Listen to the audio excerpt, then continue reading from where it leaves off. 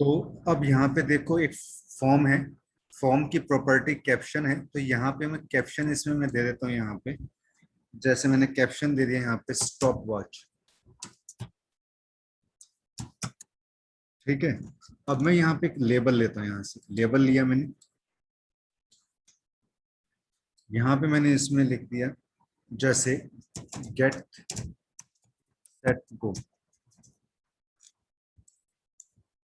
इसका मैंने एक अलाइनमेंट चेंज करना है यहाँ से।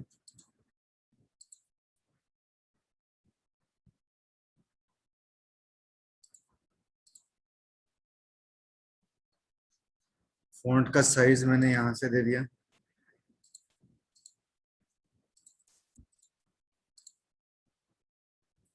फिर अब यहाँ पे देखो, अब हम क्या काम करते हैं, एक कमांड बटन ले लेते हैं हम।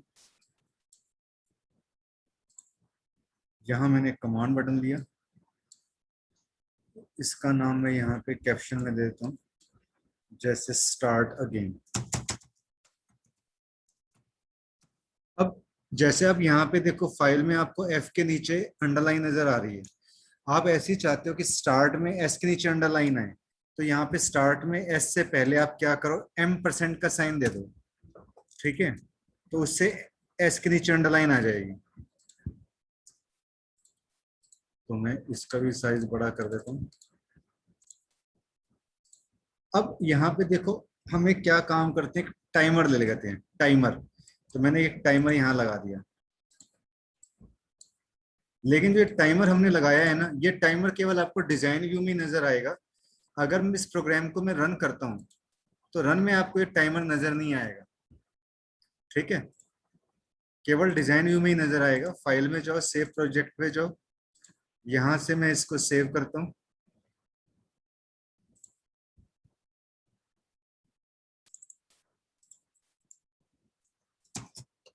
Stop watch.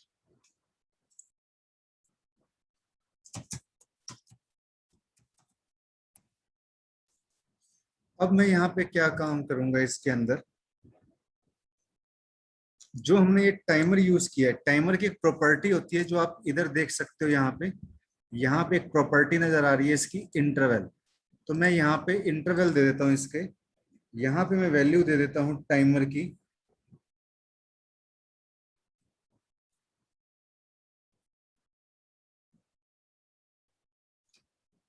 1000।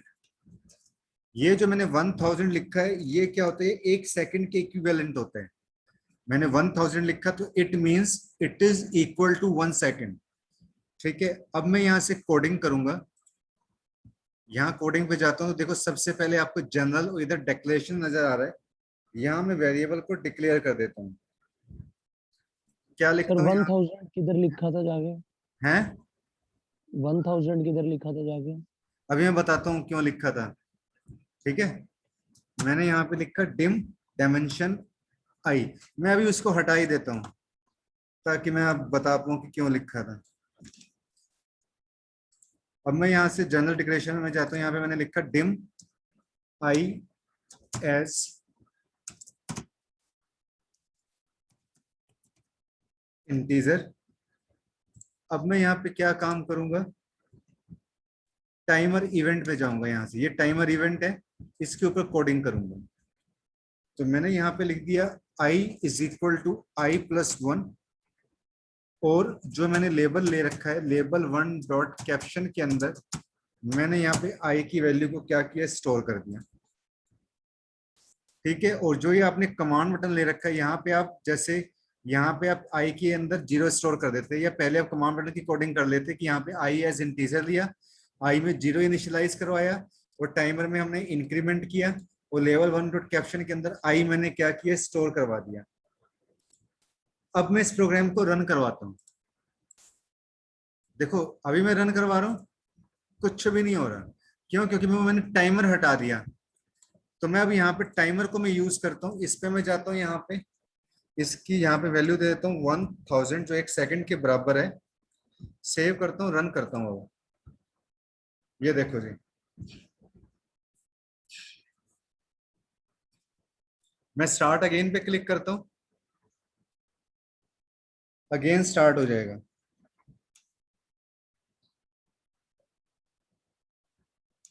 आया समझ में?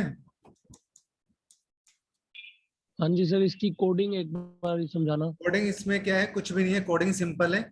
सबसे पहले एक वेरिएबल को डिक्लेयर करवा लो। ठीक है, कमांड वन में आई के अंदर हमने क्या किया, 0 स्टोर कर दिया और इंक्रीमेंट कर दिया मैंने टाइमर इवेंट के अंदर, मैंने इंक्रीमेंट कर दिया आई का 1, और जो लेवल के अंदर मैंने आई की वैल्यू को स्टोर करवा दिया, बस और कुछ नहीं किया मैंने। सर ये अपना जैसे सारी कोडिंग मतलब कमांड में सिर्फ आई को डिक्लेयर करना है। हाँ, कमांड में से, क्योंकि क्योंकि जो हमने टाइमर चलाना है वो टाइमर तो आपका उसी में चलेगा ना। अगर मैं टाइमर के ऊपर कोडिंग करूंगा तो चलेगा आपके पास टाइमर। अगर मैं कमांड के ऊपर क्लिक कर देता हूं तो कमांड के ऊपर टाइमर काम नहीं करेगा। कमांड के अंदर तो आपने जस्ट ये वेरिएबल को यहाँ पे क्या करना है, सिर्फ डिक्लेयर करना है आपने। ठीक है कि नहीं? Okay sir. हाँ जी हाँ जी। आया वैभव समझ में? हाँ जी सर। ये हाँ। टाइमर 1 अंडरस्कोर टाइमर क्या है सर ये? ये तो आपके पास ये टाइमर का क्या है, आपके पास ये मेथड है। जैसे मैंने आपको बताया था कि जैसे चेंज इवेंट होता है, क्लिक इवेंट होता है, टाइमर भी एक इवेंट है आपका। ठीक है ना? ठीक है सर। हाँ। हम्म। ये क्योंकि जो विजुअल बेसिक लैंग्वेज है वो आपकी मेथड इवेंट इनसे मिलकर बनी हुई होती है। मतलब इस लैंग्वेज को हम इवेंट ड्रिवन हैंडलिंग लैंग्वेज भी हम कहते हैं इसको। ठीक है। Yes sir. हाँ, तो अब देखो हम इसके अंदर आगे हम काम करते हैं यहाँ पे। एक मैं आपको जो है इसके अंदर एक अगला प्रोग्राम बताऊंगा। अब एक छोटा सा हम इसके अंदर एप्लीकेशन करते हैं इसमें। फाइल पे जाओ, न्यू प्रोजेक्ट पे जाओ, ओके पे क्लिक करो।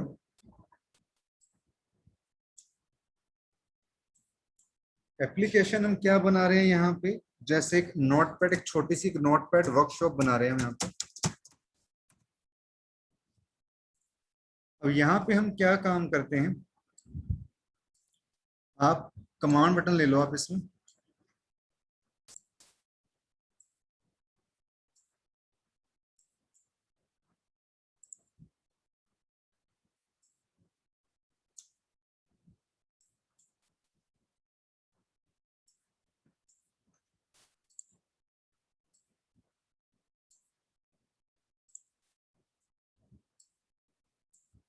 तो अब इस कमांड वन पे मैं जाऊंगा यहाँ पे। इसमें मैं यहाँ पे लिखता हूँ, जैसे मान लो मैंने कॉपी लिख दिया, इधर मैं ले लेता हूँ यहाँ पे कट, इधर मैं यहाँ पे ले लेता हूँ पेस्ट, और यहाँ पे मैं ले लेता हूँ इसके अंदर यहाँ पे सिलेक्ट ऑल,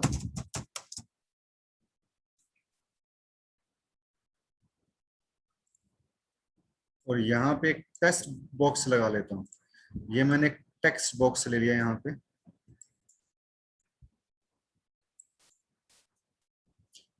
और जब सेलेक्ट कर देता हूँ शिफ्ट दबा के, इसको मैंने जरा सेलेक्ट कर दिया। फॉन्ट पे जाता हूँ यहाँ से, टाइम्स न्यू रोमन बोल्ड कर देता हूँ मैं यहाँ से। तो अब मैं यहाँ पे क्या काम करता हूँ, इसको मैं करूँगा सेव। यहाँ पे नोटपैड वर्कशॉप, सेव पे क्लिक किया, नोटपैड वर्कशॉप।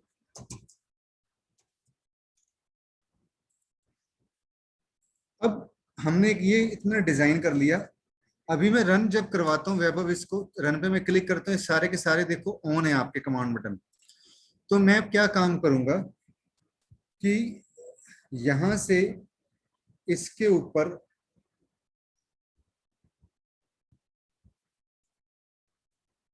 और एक जो मैंने यहाँ पे ये टेक्स्ट बॉक्स यहाँ पे मैंने क्या किया, एक लिया हुआ है, इसकी मैं प्रॉपर्टी सेट करता हूँ।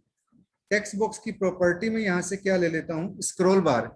देखो जैसे मैंने टेक्स्ट बॉक्स को सिलेक्ट किया हुआ है, तो मैं यहाँ से इसकी एक प्रॉपर्टी होती है आपके पास, यहाँ पे आप लास्ट में जाओगे स्क्रॉल बार। ठीक है, इसका मतलब क्या होता है कि इसमें तीन चीजें होती हैं। हॉरिजेंटल, अगर आपको स्क्रॉल बार चाहिए तो हॉरिजेंटल यूज करोगे, वर्टिकल चाहिए तो वर्टिकल यूज करोगे। अगर आपको हॉरिजेंटल और वर्टिकल दोनों चाहिए तो फिर आप दोनों यूज करोगे। तो मैं यहाँ से इसमें अभी वर्टिकल ले लेता हूँ, यहाँ से 2 वर्टिकल मैंने ये ले लिया, क्योंकि अगर टेक्स्ट बड़ा हो जाए, ठीक है, तो स्क्रॉल बार आ जाए। और अब एक टेक्स्ट में हम एक से ज्यादा लाइंस भी लिख सकते हैं, तो वो भी है कि हम टेक्स्ट में एक से ज्यादा लाइन लिख सकें। तो उसके लिए देखो आप एक यहाँ पे प्रॉपर्टी आप देख पा रहे हो, मल्टी लाइन प्रॉपर्टी, ये फॉल्स हो रखी है। तो इस मल्टी लाइन प्रॉपर्टी को मैं यहाँ से क्या कर देता हूँ, ट्रू कर देता हूँ। तो मैंने मल्टी लाइन अगर लिखना हो तो मैं इसको मैं यहाँ से ट्रू कर देता हूँ। तो अब मैंने इसको यहाँ से ट्रू कर दिया। अब ऐसे ही कि जो ये पेस्ट वाला बटन है, ये मैं चाहता हूँ जो पेस्ट का ये बटन है, अभी ये आपको रन टाइम पे ऑन नजर आ रहा है। मैं चाहता हूँ कि ये ऑन तब हो जब मैं कट या कॉपी में से कुछ क्लिक करूं, कि जब मैं कट पे क्लिक करूं या कॉपी में क्लिक करूं तब पेस्ट की ऑप्शन ऑन हो। तो मैं अभी पेस्ट की ऑप्शन को मैं इन्हें डिसेबल कर देता हूं। तो कैसे डिसेबल करेंगे, आप यहां से पेस्ट को चूज करो और यहां से आप इसको प्रॉपर्टी जो इनेबल्ड प्रॉपर्टी है, यहाँ पे देखो paste command property enable true हो रखी है, इसको मैं यहां से फॉल्स कर देता हूँ। ठीक है वैभव, इतना ठीक है? हाँ जी सर। हाँ, तो अब मैं यहां से काम करूंगा इसके ऊपर, कि अब मैं कोडिंग करता हूं। मैं सबसे पहले जो इसके ऊपर मैं कोडिंग करूंगा यहां से, वो कोडिंग में करता हूं इसकी कॉपी के ऊपर। तो मैं कॉपी पे क्लिक करता हूं, यहां से मैं थोड़ा सा इसके अंदर मैं यहां से मैग्नीफायर ले लेता हूं। इस पे जाते हैं, यहां से इस पे इसको बड़ा कर देता हूं। अब मैंने यहाँ पे इसको ये ले लिया।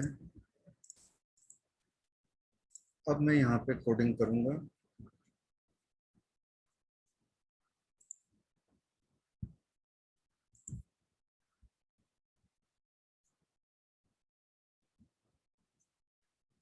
जैसे मैग्नीफायर के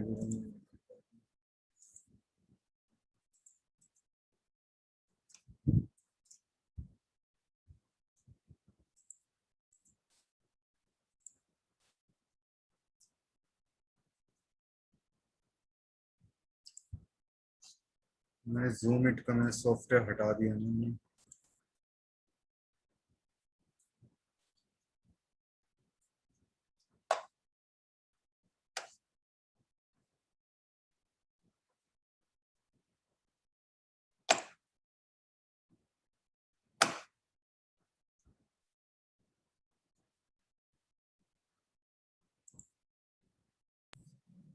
ज्यादा ही मैग्नीफाई हो गया। हैं, जस्ट ए मिनट, मैं इसको ठीक खत्म ठीक कर रहा ठीक। हूँ।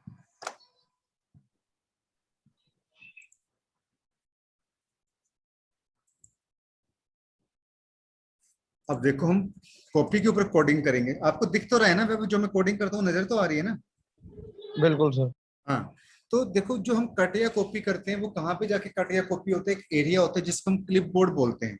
तो हम उस एरिया के ऊपर कट या कॉपी करते हैं। तो मैं यहाँ पे क्या काम करूंगा, मैं क्लिप बोर्ड, यहाँ पे क्लिप बोर्ड लिखूंगा, dot set text. Set text एक मेथड होता है आपके पास, जिसमें आपने क्या काम किया, टेक्स्ट वन डॉट, जो भी आप टेक्स्ट सेलेक्ट करोगे वो उस क्लिप बोर्ड के ऊपर आ जाएगा, कॉपी करने के ऊपर, सेलेक्ट टेक्स्ट। ठीक है, अब मैं यहाँ पे क्या काम करता हूं, कि जो मैंने कमांड बटन मैंने फॉल्स कर रखा था उसे डिसेबल कर रखा था, वो एबल हो जाए। Command 3 dot enabled is equal to, उसको मैंने ट्रू कर दिया, सेव कर दिया मैंने ऐसे ही। अब ऐसे ही, अब ये क्लिपबोर्ड डॉट सेट टेक्स्ट के अंदर जो भी टेक्स्ट मैं सेलेक्ट करूंगा वो यहाँ पे सेट हो जाएगा आपके पास। कमांड 3 को आपने इनेबल कर दिया।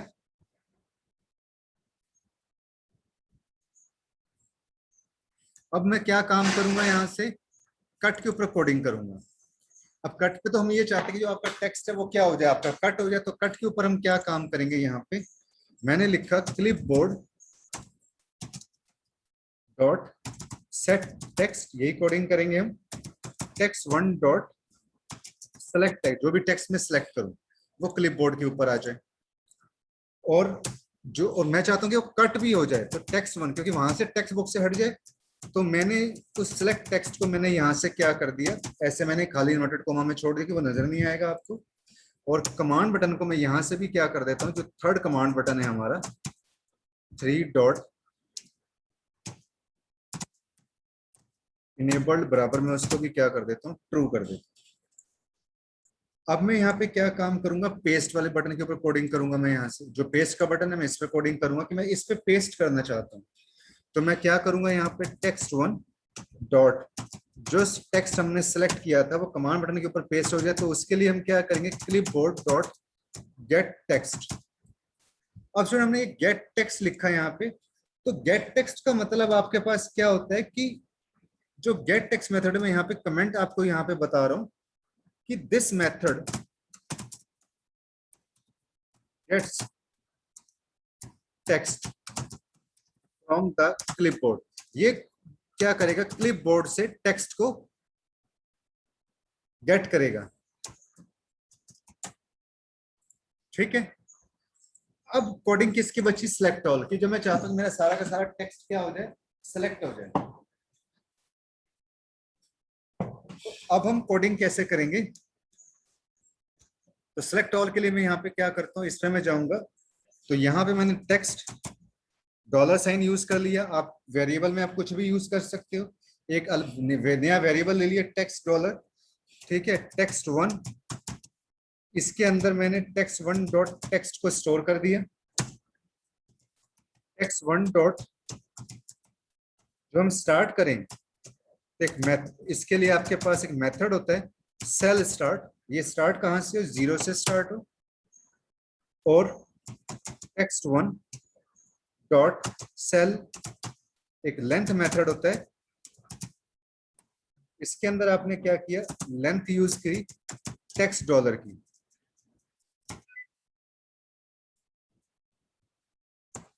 तो लेंथ मेथड यहां पे क्या काम करेगा, यहां पे लिख देता हूं,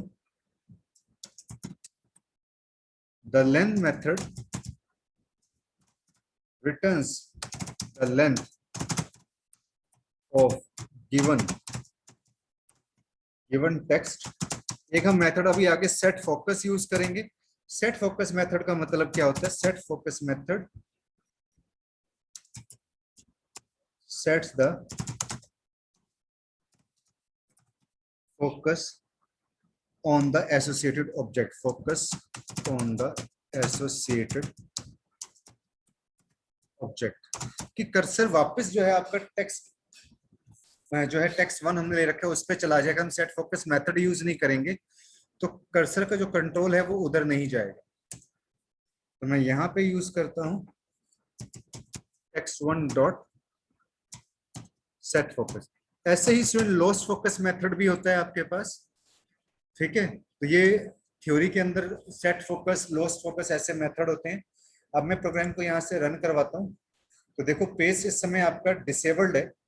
मैं यहाँ पे टेक्स्ट बॉक्स में कुछ भी लिखता हूँ, विजुअल बेसिक, इसको अब मैं यहाँ पे देखो सिलेक्ट ऑल पे क्लिक करता हूँ। एक मिनट, यहाँ पे कुछ गलत हुआ है स्टूडेंट, ये 2 लिखा हुआ आ गया टेक्स्ट। सर ये सेट की स्पेलिंग गलत है, शायद सेट कहाँ पे, लेंथ लिखना था आपने। किसमें टेक्स्ट वन डॉट कमांड 4 में हाँ, टेक्स्ट डॉलर, थर्ड लाइन में, टेक्स्ट बराबर है, थर्ड लाइन में sir text one dot set length. नहीं नहीं, ये सेल लेंथ ही मेथड है, ये ठीक है, इसमें कोई गलती नहीं है। ये सेल, ये यहाँ पे एक मिनट में देख लेता हूँ। ये देखो ये सेल लेंथ ही है। सेल लेंथ, हाँ, सेट लेंथ, जो सेट लेंथ आप कह रहे हो, सेट लेंथ ऐसा कोई भी इसके अंदर मेथड नहीं होता, सेलेक्ट लेंथ ही होता है। ठीक है सर, मुझे लगा सेट होगा। ठीक हाँ है ना, प्री डिफाइंड मेथड के अंदर ही हमने काम करने होते हैं इसमें। मैं एक मिनट देख लेता हूँ, टेक्स्ट टीएक्सटी टेक्स्ट डॉलर के अंदर मैंने टेक्स्ट वन डॉट टेक्स्ट को टेक्स्ट वन डॉट सेल, यहाँ पे गलती, यहाँ पे ये गलत है, text one dot cell start, ये बस। अब मैं रन कराता हूँ कि जैसे मैंने यहाँ पे लिखा विजुअल बेसिक, मैं इसको सिलेक्ट करता हूँ। अब देखो मैं कॉपी पे क्लिक करता हूँ तो ये देखो पेस्ट ऑप्शन आपकी इनेबल्ड हो गई। ठीक है, क्योंकि हमने इनको यहाँ पे ट्रू कर रखा है।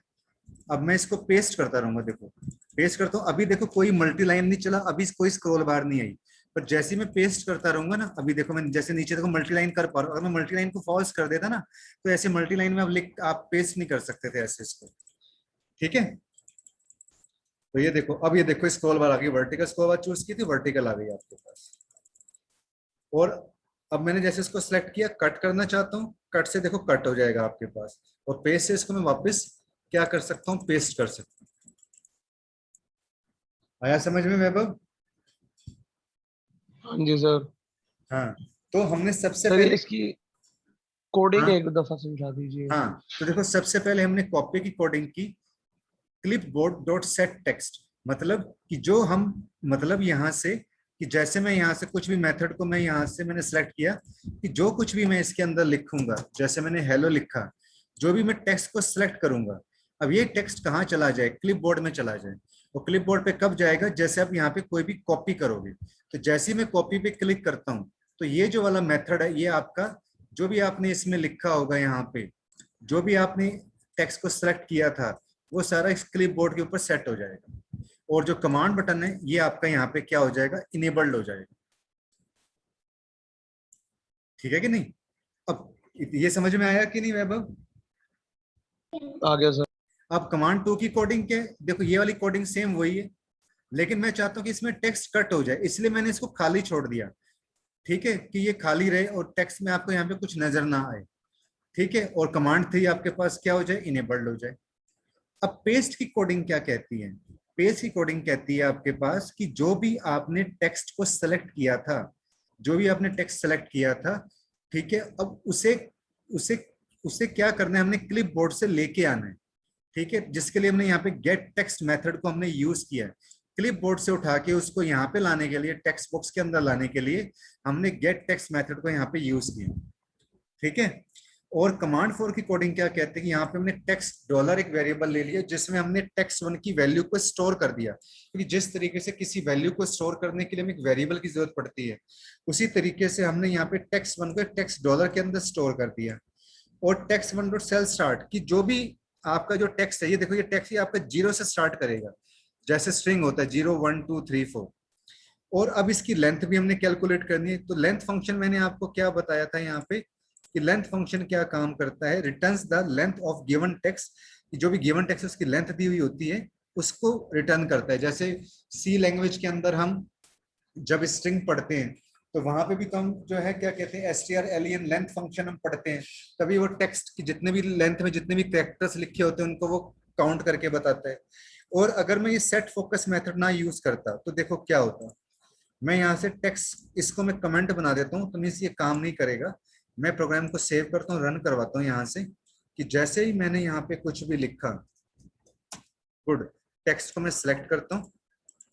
ठीक है, ये देखो अब जैसे मैं टेक्स्ट को सिलेक्ट कर रहा हूँ ना, देखो कर्सर यहाँ पे है ही, आ ही नहीं रहा यहाँ पे वैभव, देखो, जबकि यहाँ पे इसको सेलेक्ट करना चाहिए था, इसलिए हमने यहाँ पे सेट फोकस मेथड हमने यूज किया। अब इसको लगाने से क्या होगा आपके पास, कि जैसे मैं इसको रन करता हूँ, कुछ भी मैंने यहाँ पे लिखा हेलो, और सिलेक्ट ऑल पे क्लिक करता हूँ, देखो कर्सर आपका यहाँ पे बना रहेगा, आपका फोकस जो है वो लॉस्ट नहीं होगा। जैसे मोबाइल का जो हम फोकस बनाते हैं प्रिंट निकालते समय, तो फोकस जाता नहीं ना, फोकस को हमने यहाँ पे फिक्स कर दिया। बोलो वैभव, आया समझ में? हाँ जी सर। क्लियर हो गया ना? ये छोटी सी एक मैंने नोटपैड की आपको वर्कशॉप बताई आपको। ठीक है, यस सर। तो बस आज हम इसमें इतना ही करेंगे, बाकी कल कराऊंगा। ठीक है, ओके सर, थैंक यू। हाँ ओके वैभव, ओके बाय। मैं तो सोच रहा हूँ वैभव ठीक का है यहीं सर। खत्म कर दूं कोर्स अपना, आने का झंझट ही नहीं नहीं होगा नहीं सर, वैभव को, आने मैं